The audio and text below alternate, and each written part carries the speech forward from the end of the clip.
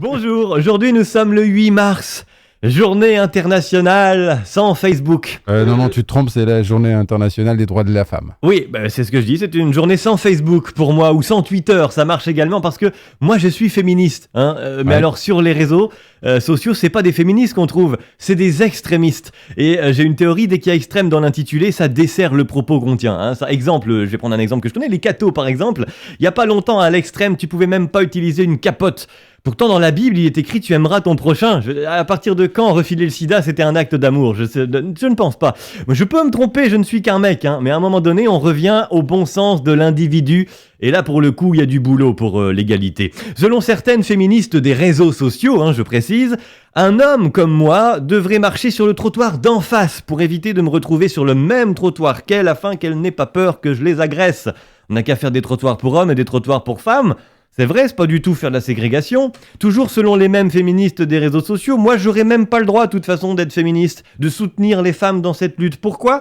Parce que je suis un homme, je connais pas le problème. Pour vous montrer que ce raisonnement est idiot, appliquons-le au cancer. Dans cette logique, quelqu'un n'ayant pas le cancer n'aurait pas le droit de travailler à lutter contre le cancer. Il n'y aurait pas de médecin, il n'y aurait pas de chercheur, il n'y aurait pas de chimiothérapie. Démerde-toi avec ton cancer, fais un hashtag sur les réseaux sociaux. Être gentleman, c'est être machiste. C'est un résidu de société patriarcale. Faut pas tenir la porte à une dame, c'est lui souligner sa condition féminine, genre tu sais pas tenir une porte, t'es trop faible. Non, moi je tiens la porte juste par politesse. Homme, femme ou chien, je m'en fous. C'est histoire qu'ils se prennent pas la porte dans la gueule. Moi la dernière fois, j'allais tenir la porte par respect pour la personne derrière moi. Je me suis retourné, j'ai vu que c'était une femme, j'ai lâché la porte. Je me suis dit, écoute, figure-toi, je me suis fait engueuler. Ouais, connard de mec, faudrait savoir. Je tiens la porte, je suis un connard. Je la lâche, je suis un connard. Je pense que sur les réseaux sociaux, si je suis un mec, je suis un connard. Point. Il y a pas de nuance.